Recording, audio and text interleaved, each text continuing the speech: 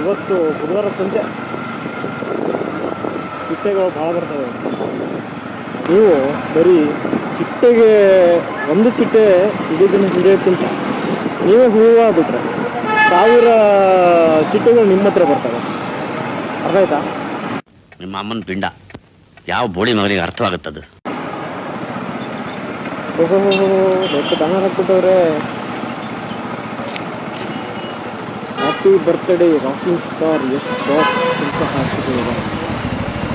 Happy birthday rocking star Yash boss. RSY kingdom K31 ನಾಡಿನ ಸಮಸ್ತ ಜನತೆಗೆ ಮಕರ ಸಂಕ್ರಾಂತಿ ಹಬ್ಬದ ಶುಭಾಶಯಗಳು. ನಮ್ಮ ಕಿಚ್ಚ ಸುದೀಪ್ ಅಭಿಮಾನಿಗಳ ಕಡೆಯಿಂದ ಯಶ್ ಸರ್ ಅವರಿಗೆ ಹುಟ್ಟುಹಬ್ಬದ ಹಾರ್ದಿಕ ಶುಭಾಶಯಗಳು.